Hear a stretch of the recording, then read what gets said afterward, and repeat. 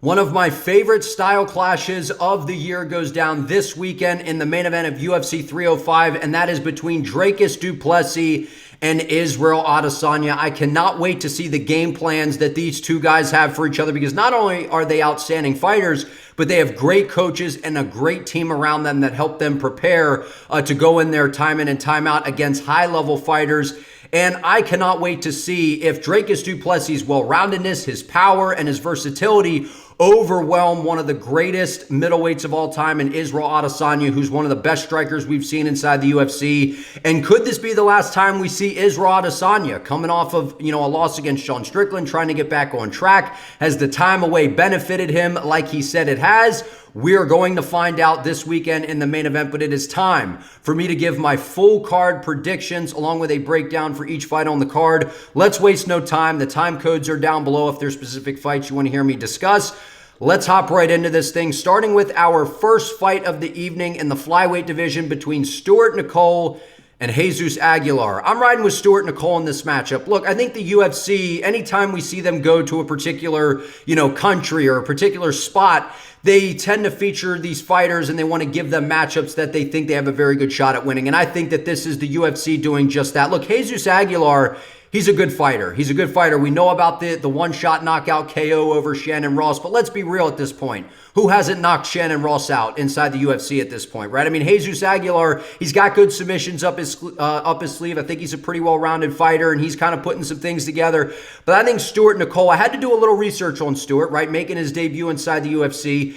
Undefeated prospect coming out of Australia. This seems like a perfect moment to get him a big win against a guy who, at this point, he's shown that he's legit. Jesus Aguilar, he's a dangerous fighter. This is not an easy fight for Stuart. It may be the hardest fight he's had thus far in his career, so I don't expect this to be easy, but I think Stuart's ground game is going to be the difference in this fight. I think that his striking is good enough on the feet to kind of hang with Aguilar, stay safe, pick his shots, but then ultimately have a lot of success on the floor to where he can kind of control Jesus. He's just got to be careful of not getting submitted, but I think Stuart can implement a little bit of a blueprint that we saw Tatsuro Taira implement on Jesus. I'm not saying that Stuart's Taira, but I think that if I'm Nicoll coming into this matchup, I'm seeing what Taira did well, and I'm trying to implement a similar style of game plan on Jesus because that tends him to give him a little bit of trouble when you constantly are having him guessing. That's why I'm riding with Stuart in this matchup. I think he has a successful debut. Moving on, we have Song Kenan versus Ricky Glenn. And what I have here in my notes is just, it comes down to Song Kenan has more tread left on the tires, in my opinion, than Ricky Glenn. Look, I think Ricky Glenn, he's been around a while. Song Kenan's been around a while, but I think the power of Song Kenan is going to be the difference in this matchup. And Song Kenan's been in there with some pretty good competition. I mean, he's been in there with Ian Gary. Like, we've seen Song Kenan, I know that he's a little bit older and people are kind of writing him off at times in some of these other matchups, but this is this is a big drop-off in competition for Song. If I'm Song, I couldn't, when I got the call for this matchup, I'm like, is this actually the UFC? Am I getting a spam call here? Because, going from a guy like Ian Gary and some of these contenders to getting a Ricky Glenn who just kind of marches forward and is there to be hit, I think Song Kenan tees off. I think that this is a performance that after this is all said and done, we're like, wow, Song still got it, man. Like, we're going to be excited to see what, is next for Song, because I think he goes in there, tees off on Ricky Glenn,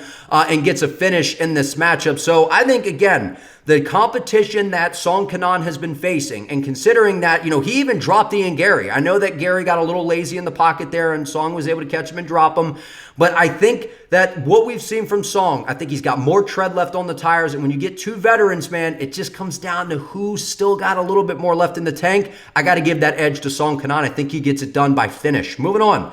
We have Tom Nolan versus Alex Reyes in this matchup. And guys, I'm rolling with Tom Nolan in this matchup. I think the UFC is putting Tom Nolan in a position here to be successful. Look, in front of the Australian fan base, the UFC can't guarantee you a win, but what they can do is give you a favorable matchup. And I think that this is a good example here. Look, I don't think Alex Reyes is particularly dangerous anywhere. I think that this is a very good matchup for Tom Nolan. I expect Tom Nolan to get a finish in this fight. I think that if he doesn't get a finish, I'm not trying to be hard on Tom Nolan.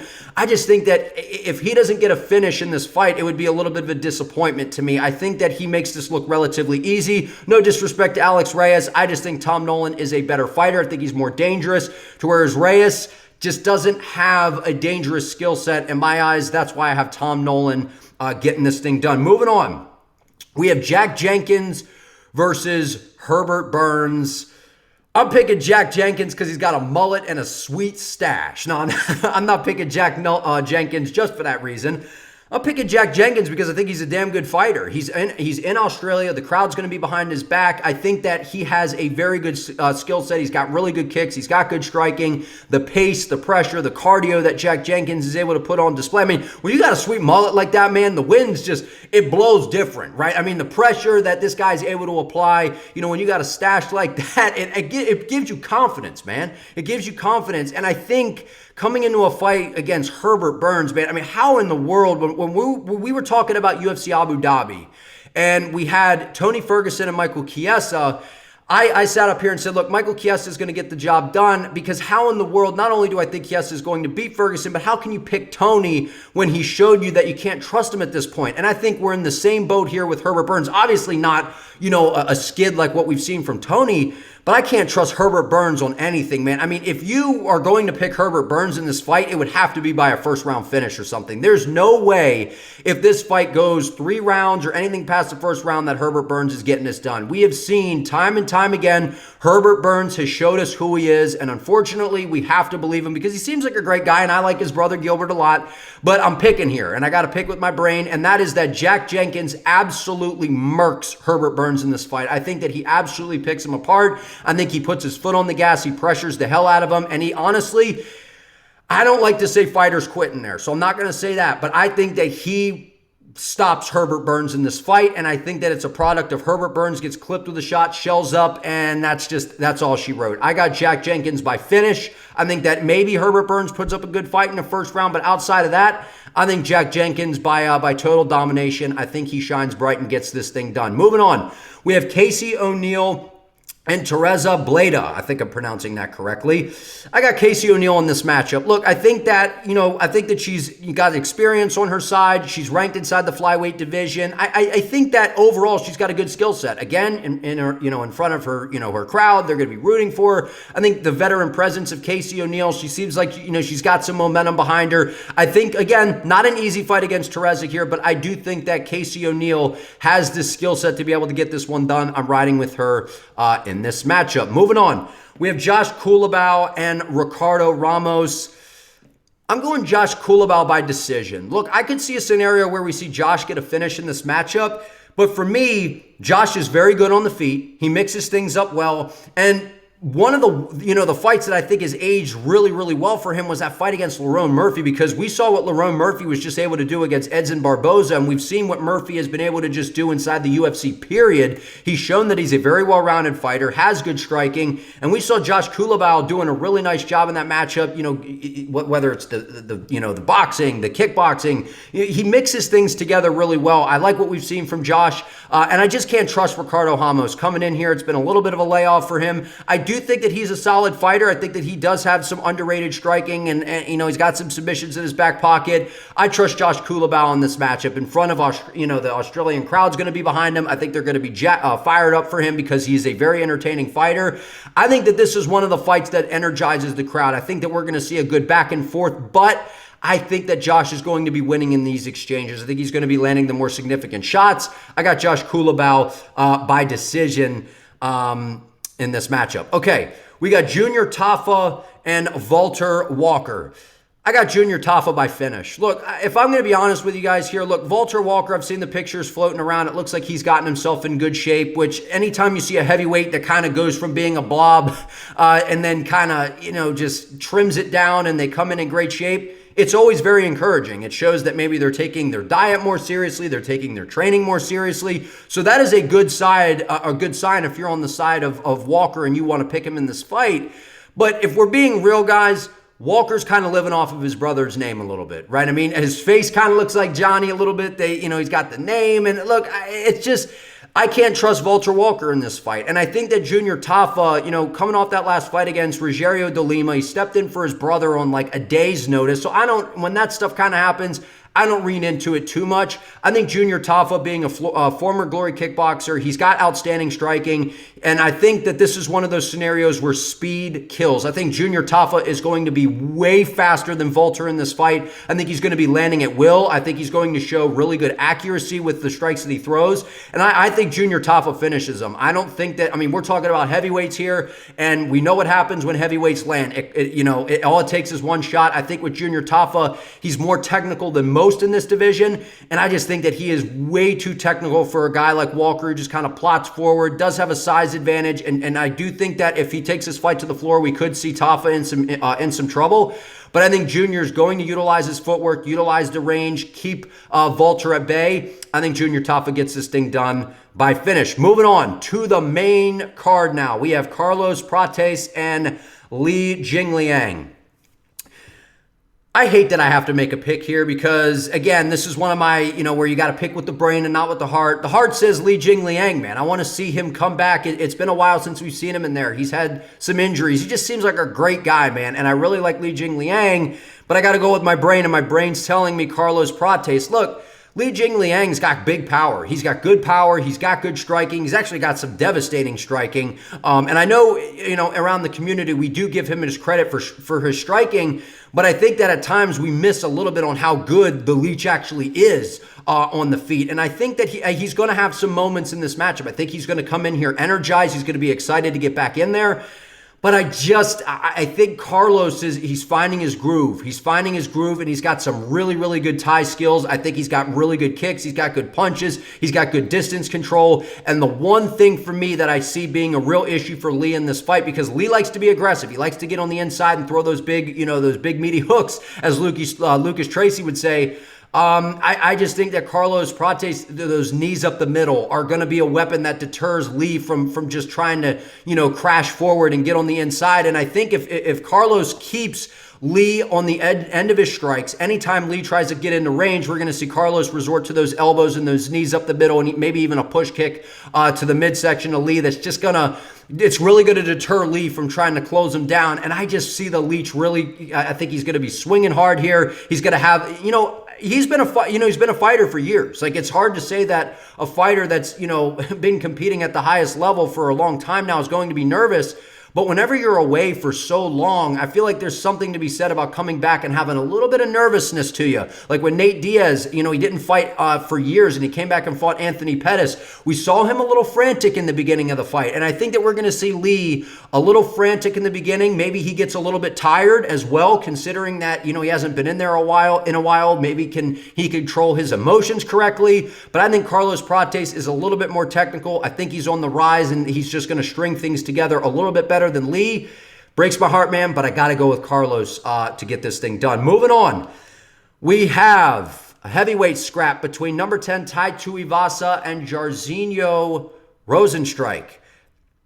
Another scenario of my heart wants Tai Tuivasa to get this thing done, but I got to go with my brain, and that's telling me Jairzinho Rozenstruik is going to get this thing done by finish. Look, it's one of those things where we've seen Tai, we saw him kind of, hot and cold, and then we saw him catch kind of fire. And he, started to stack some wins together. He, the getting rocked with a shot, faking like he's hurt, knocking Greg Hardy out. And Tai Tuivasa, I expect the crowd to go wild. I expect a fun fight.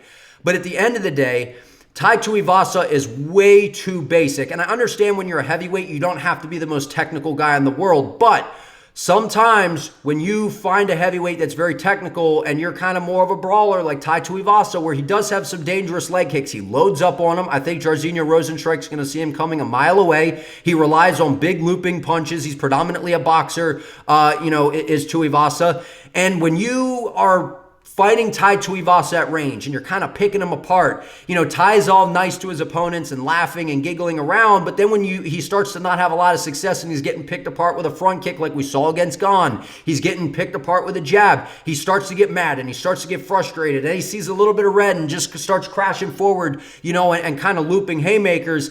And I just see Jairzinho being very intelligent in this fight, sticking on the outside, fighting behind a good jab, mixing in the low kicks to frustrate Tai Tuivasa. Wouldn't surprise me if he works a teep to the body, because we saw Ciryl Gane have a lot of success with that against Tai Tuivasa.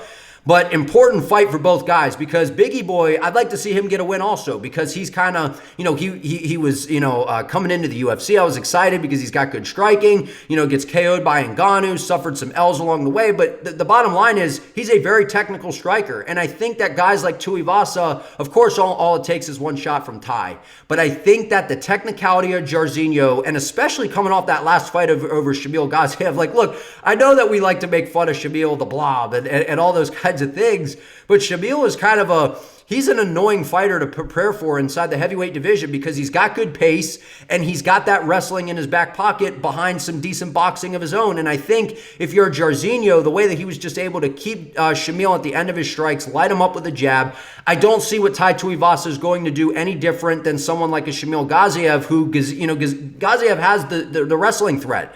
Tai Tuivasa has no wrestling threat here, so Jairzinho is not going to have to worry about that. I think he's more technical. I think he's faster. I think he's going to, fight this fight very intelligently because Tai's going to have a lot of emotion here. I wouldn't be surprised with an L. Maybe there's a possibility he retires. He's got all these businesses and things going on.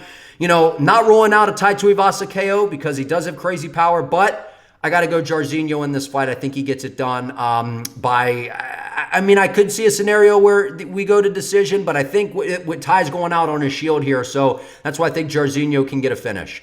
Moving on, we have Mateusz Gamrot and Dan Hooker. I've went back and forth on this one. I haven't been as convinced as everybody else that Mateusz Gamrot just runs through Dan Hooker and gets this thing done, but going back to deep into the career of Dan Hooker and kind of the patterns that I've seen, I have to go Mateusz Gamrot by decision in this fight. Look, could Dan Hooker catch Mateusz Gamrot with one of those dangerous knees that he likes to throw up the middle? Sure. But if that's what we're banking on for him to get this thing done, I just think that that's a stretch. Look, Dan Hooker, the last time we've seen him, he's been outside the octagon for over a year now, a little bit of a layoff. Can we call him Tattoo Dan now? This guy, every time we see him, it's not like he just adds a tattoo somewhere. He gets like a whole sleeve. He decks out his leg. This guy, Dan Hooker, man, he's outside the octagon. Who knows what he's kind of doing these days, but, he had that absolute war with Jalen Turner. I don't doubt that he's going to come into this fight fully prepared because he's got a good team behind him.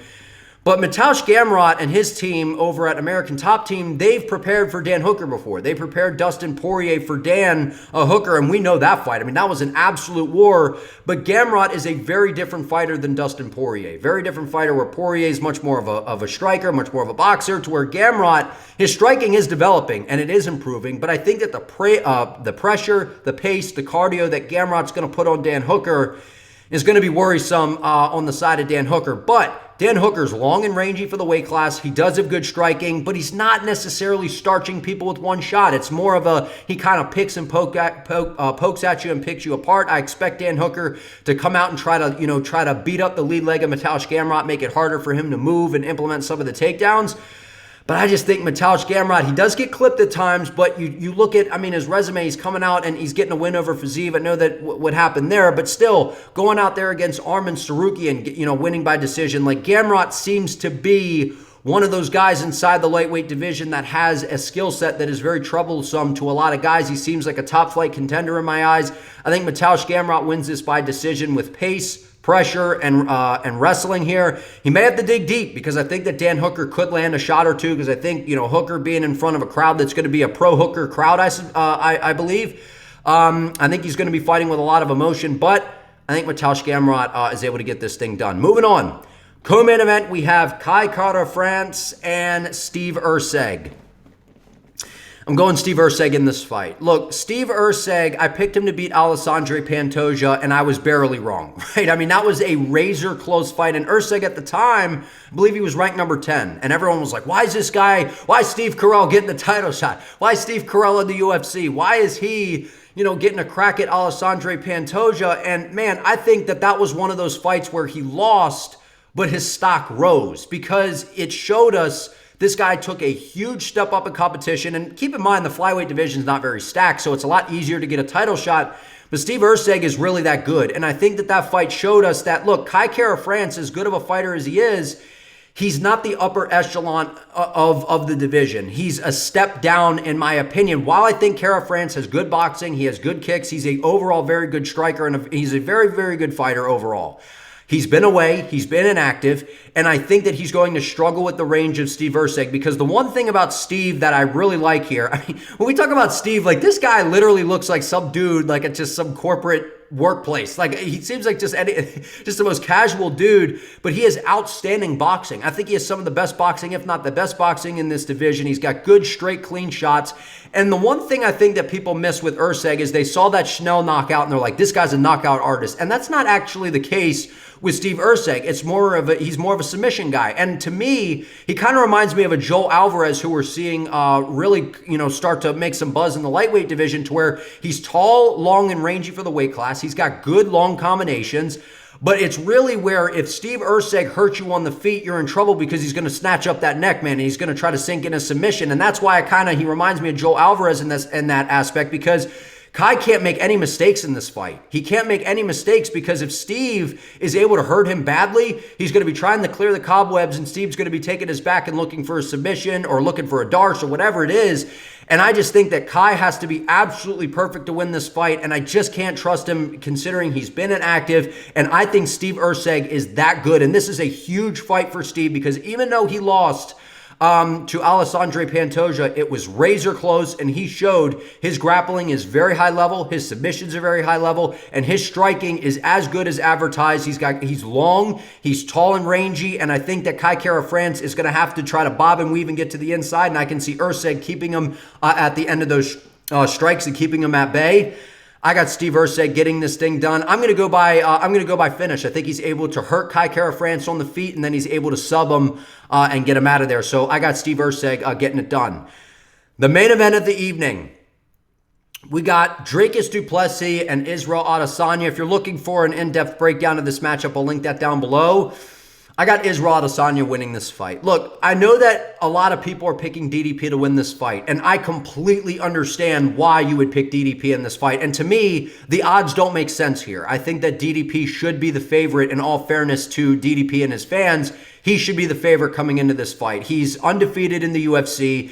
And the one thing about DDP that does scare me is he has a very good team behind him, and they are very good game planners, because every time we see DDP in there, every single guy that he's fought, it's looked like a different fight. Sometimes he's switching stances, he's implementing a lot of volume. Then the next fight, he's kind of waiting and launching and only throwing power. And then the other fights, he's just utilizing the grappling. So he has the ability to do it all. And that's what's so scary about Dricus Du Plessis, is he has a great gas tank. He has good submissions. He's got good wrestling. He's got really good striking. So there's really not, anything that you could point at DDP that says, aha, this is a hole in his game. So that obviously is like why I understand why people would pick DDP. But there's something about Israel Adesanya that whenever he is not the champion and he's not jabbing and leg kicking to a decision because he's living up to the idea of defending the title, to where he comes into these fights with a little bit of a different mindset. And I've said this time and time again, and people make fun of me for it. I'm one of those guys, man, where if I'm out and I'm wearing all black clothes, I'm in a mood. Don't talk to me. Don't talk to me. But if I'm wearing an anime shirt, if I'm being a little bit more colorful, I'm happy. I'm happy-go-lucky that day. I'm very approachable. And Israel Adesanya strikes me as that kind of guy. He's into the fashion. He plays off of these themes, and you see it with his walkouts, to where he kind of has these thoughts coming into these fights. And I think you saw that against Alex Poatan Pineda, specifically in the second MMA fight, to where he's like, look, I can't pick and poke my way to a decision, because if I do that, every moment in this fight, I'm at risk of getting hurt. And you saw him come out with a lot of urgency. He implemented a lot of technique in that fight against Pineda. I don't think he gets the credit for he deserves, other than people saying it was a fluke. Did he fool Alex Pineda and trap him? Absolutely he did, but he was doing a lot of really, really good things in that fight. It was not a fluke. He kept targeting the side of Alex Pineda's head. He implemented a great game plan. Now, with all that being said, I don't believe Izzy has fought anybody like DDP. I don't believe he has fought anybody like DDP, a guy who's big, physical, and very well-rounded. And I also don't think DDP has faced anybody as elusive and as rangy and as quick on the feet as Israel Adesanya. You know, people want to say Darren Till, like that is insulting. Darren Till was kind of lightning in a bottle. He had a good straight left hand, and that was about it. Where Izzy, he's got the kicks, he's got a lot going on in terms of the striking. And I've said this before. This fight reminds me of Izzy is the cat. You drop him off in a room, and you're like, okay, now catch the cat. And DDP is going to have to catch him, and he's going to have to chase him. And if he can implement that kind of game plan, he can move forward. He could give Izzy a ton of different looks. I can see DDP winning this fight, but I think Israel Adesanya.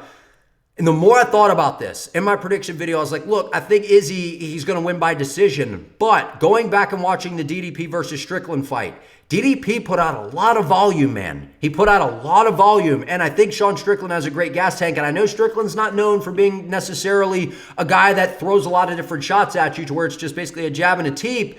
But Izzy doesn't throw a ton of volume. And if he does, he's going to be opening himself up for the takedowns against DDP. So I'm going to have to give the volume edge to DDP. So if this goes to decision, I think DDP is going to win the decision because he's going to mix everything together. And I think that that's going to look nice. That's going to look good to the judges. Whereas with Izzy, I think he's got to win this thing by KO. And I think, again, if Izzy's going to get a KO, it's within the first few rounds, right? And I think that there's a real assessment to that to where when we say Izzy, look, he's not exactly a KO guy since he's been in the UFC. There's a lot of truth to that. And when we say that he hasn't been fit, you know, other than the Pineda fight, that's a guy who's chasing after him. It's more of a kickboxing fight.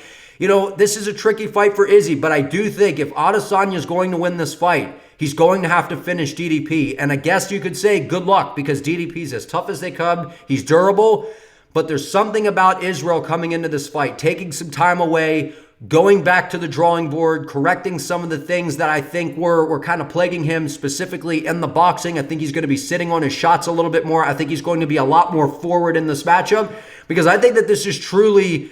I'm not going to say that this is the last time we see Izzy, but I definitely think that the possibility is there. So it depends where his head is at. I think he's put a lot into this camp. I think he's going to come in ready to go. This is going to be an outstanding fight between both guys. I think that this is going to be a very even matchup. I think it's going to be very interesting to watch. I got Izzy getting this thing done. And the reason I'm saying by finish is because I don't think he's going to win a decision against DDP. I think DDP is going to be mixing everything together so well, and the volume is going to be there that he's going to win on the judges' scorecards in that aspect. So I look for DDP to implement a similar game plan to like a Jan Blachowicz. But again, we'll see. I'm excited for this fight. But I want to hear from you all down in the comments. Like this video, comment your thoughts below, subscribe to the channel if you enjoyed this. I appreciate you all. See you next time.